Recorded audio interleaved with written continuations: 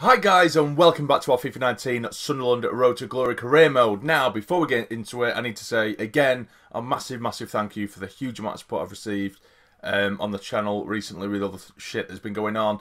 The setup has obviously completely changed. It's been a little bit difficult at times. I've managed to get the two big lights in here. I know I was faffing around with it in the last episode, but I've managed to get my two big lights in here. It's still not perfect, but it's the best we're going to get for the time being. Also, I'm pre-recording a lot of episodes at the minute, so I might be behind with certain things because the internet where I am at the minute, it's really bad. That last episode that you saw, I've actually been sitting on it for quite a while because the internet is that bad. It took 24 hours for it to upload onto YouTube, so I'm waiting to get this internet sorted and then hopefully we'll be able to get back to regular uploads again. So if you see this episode and then you don't see one for a while, you know why. But hopefully we will be able to get the ball rolling again soon. But again, just a massive thank you. Now today it's going to be a little bit of a busier episode. I didn't expect it to be this way, but as I am recording this in real life, Josh Madger seems to be on the verge of signing for Bordeaux. By the time you see this episode, it could all be cleared up. I don't know what's going on at the minute exactly. But that leads me to the kind of path of wanting to sell him in this, even though he is still in the thumbnail, and that's not going to change because I like the thumbnail. But Madger, I am going to put him on the transfer list as of right now. So I'm going to do that, and then we're going to have a look for another striker to replace him if we do manage to sell him in this episode, or I might try and sell him in this episode, and then you guys can leave me suggestions in the comments of this episode for who to go for in the next episode. If you follow me, that was just a load of shit, wasn't it? So yeah, I am going to put him on the transfer list, and then we can maybe just see what kind of money we are going to see from him. He is worth 14 mil, so we might be able to get around 15 mil from him maybe after the club take little bits of funds away from us and stuff like that. So he's going to go on the transfer list. But I did ask you guys, or I did mention it in the last episode, that I was going to look at pre-contracts. You guys have been messaging me with different kind of pre-contracts. Some of them I think were a little bit OP and a bit too unrealistic. But there was one that I thought, it's not that bad in terms of realism, because I do want to keep it at least slightly realistic for where we are in the league. But we are overachieving. We're trying to solidify our place in the Premier League, and we're finishing. Well, let's say finishing, but at the minute we're placed relatively high for where we should be, considering we've just been promoted. So there was one player that I'm already a massive fan of anyway, and who is going for a pre-contract, I'm pretty sure. I hope I haven't got this wrong. That is Yannick Carrasco, who I'm a huge fan of. He's rated 87, which is, to me, that is massively OP. But the thing is, he plays in China. He's playing in China. Obviously he went away for the money. He was absolutely amazing at Atletico Madrid, and I was a huge fan of him. So for that big push and for that big next step, he would sort us out on that left wing for pretty much the majority or for the rest of this career mode. And I know we've already got Morelos coming next season, so I think depending on where we finish, it could even be in the top 4 to head into something like the Champions League, or even if we just qualify for the Europa, to have someone like Carrasco and Morelos in there as well will obviously make more additions as well. I think that's really solid. I think if we were fighting for relegation, I wouldn't go for this transfer, but because of where we are at the minute in the league, I think this could be a very solid signing. So I am going to approach him. I actually didn't realise how high rated he was, but I am going to go for it anyway, guys. I hope you are behind me with this one. He's worth a shit ton, I didn't even realise. But I am going to go for it because I do really like him. I've always wanted to use him in career mode, and I haven't actually got around to doing it. But because he plays in China, you know, he's not really living up to his full potential, regardless of what people say. I think to bring him back to the Premier League and get him to prove himself in a team that's trying to aim for glory, that is the name of the career mode, I think that'd be a really good move. Crucial squad role, of course, that's exactly what he'll be getting. Will he take a 5-year deal? We shall see. He wants a 3-year deal. I will up that to a 4 because I know that he'll take that. Doesn't want a release clause, which is perfect. Now this is going to be the difficult one because it says he's currently on 29,000 a week, which is next to nothing. But because he's rated so highly, will he be wanting like 100k, something like that? It's really difficult because he has been put on such a small wage. I could try offering, I know it sounds ridiculous, and it is a lot, but I think I might just offer 100k and see what they say. I might be wasting my money here, but there has been times in the past where you try and get players who are rated really high, but they've obviously been on that contract for a long time, so it's quite small, and they'll reject it. So I'll go for 100k and see what they say. See what they say to that. He wants 110k, so I was right in doing that actually. So he wants 110k.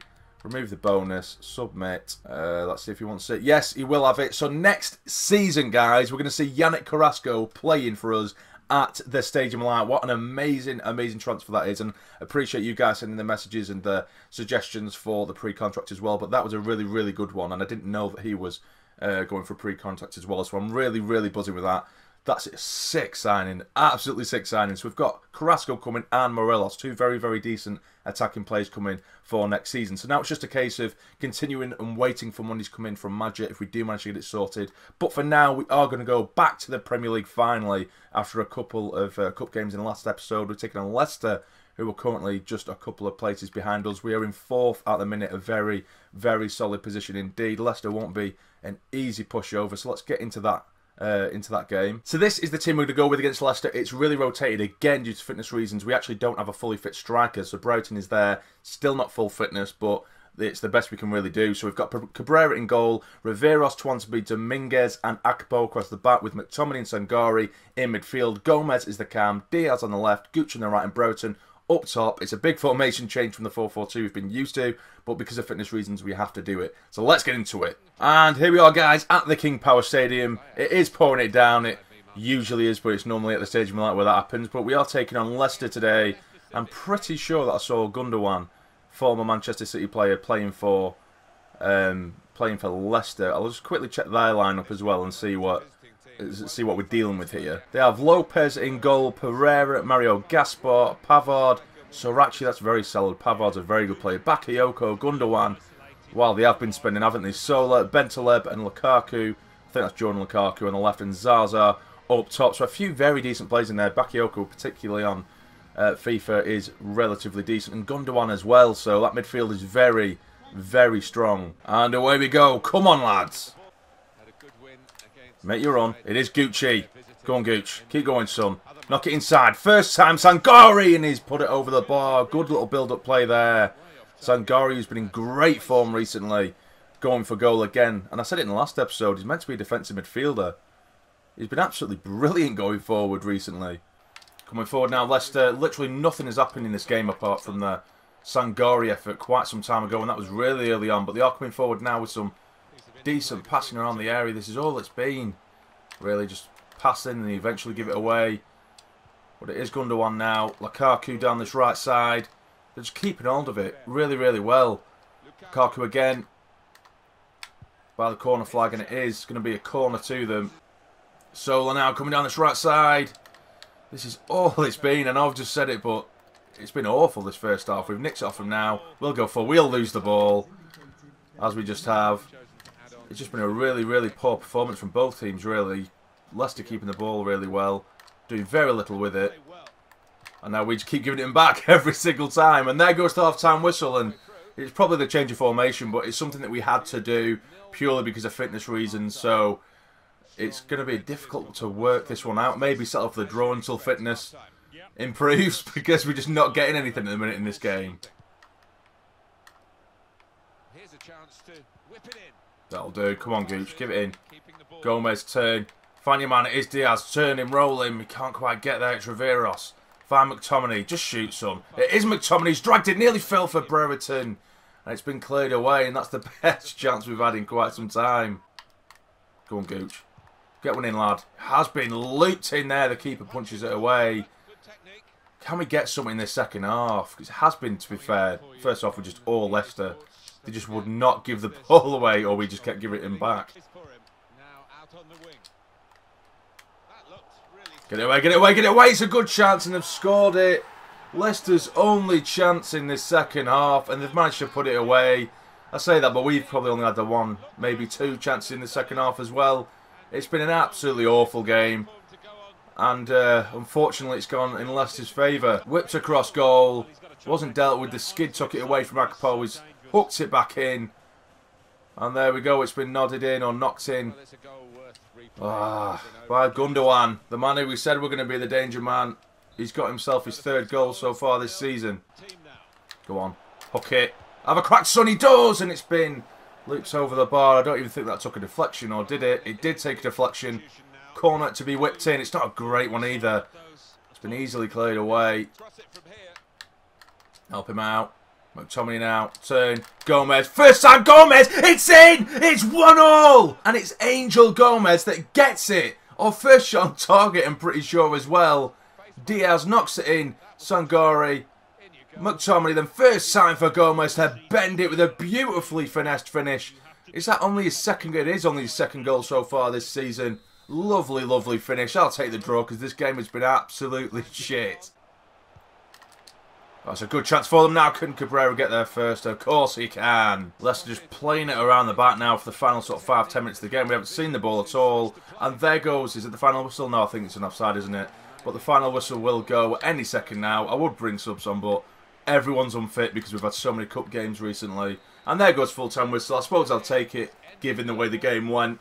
Leicester are a very good team as well, 6th in the league, so, you know, they're not there by chance. So I think I'll take the draw after a really crap game. And after that game, we do get confirmation that Max Power has been sold and 1.9 million has been allocated to our transfer budget. We also have a scouting report. We do still have scouts out, guys. We just haven't really had the best luck with them. No real superstars have come through as of yet. We have had a couple of decent ones, haven't we? We had Diaz who's come through, we've had Dominguez that comes through, and a couple of others. But other than that, throughout the series, we haven't had much luck with scouts. But we, of course, still keep an eye out for them. No, absolute garbage, all of them. But next up, guys, we are going to be taking on Cardiff, who are currently 18th in the league, so they're going to be looking to find a way out of that relegation zone. It is at the stage in my life. Hopefully we do have players back to full fitness after the last game, which was a little bit of a disaster because we had to change the formation and everything. But this is the team we're going to go with. We are back with a 4-4-2. We have Cabrera in goal, Riveros, Twansby, Luyendam and Wan-Bissaka across the back with Jones, Grujic, Hendo and Davies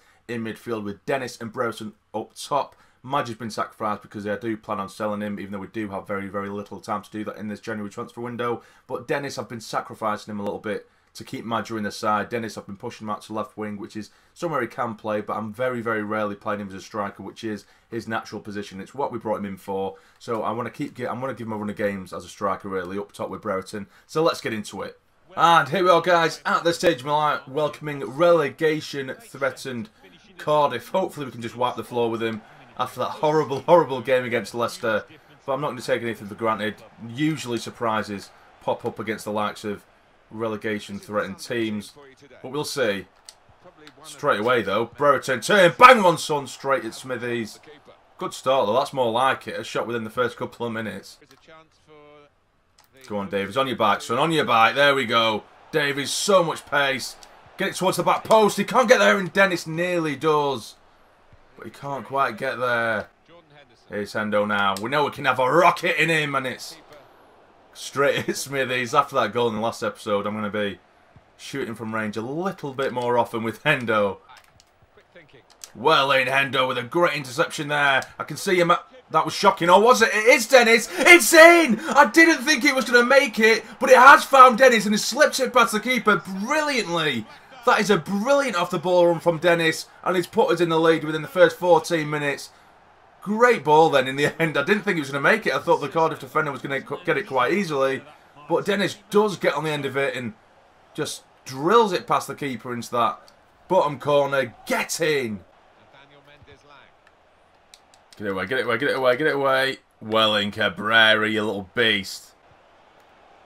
Get it across to him and he's hit it over the bar. Luckily for us, their first real sort of chance and threat of the game. And they've hit it over the bar. And there goes the half-time whistle, guys. Very, very much an improved performance. Just trying to work Dennis into the game a little bit more as well. And it's really good that he's got his goal. But again, a little bit drab, but I'll take it. They haven't really harmed us. We had a few chances. I think they've just got a very, very solid defensive line at the minute. So just trying to break through it at the minute is a little bit difficult. But I'm sure as the game wears on, we'll get a few more chances because they're going to want to get at least a point from this game. Oh, I've got him in over the top here. Suarez gets across goal. Get it away. It has been headed. Thank God. Really good start in the second half. And that's a shocking pass. I don't even know what the hell I was doing there. That was entirely my fault. They are coming forward again. It's a poor touch there from Mendes Lang to give the ball away to Jones. Go on. It does fall for Grujic on the edge. He does strike. It's another one that's been blocked. Dennis can't get to it. But now here is John Jones. He gets it across goal. Not a bad ball towards. Oh, it's been cleared away. I think they're just so solid defensively. Cardiff, we're really struggling to break them down, particularly down the centre.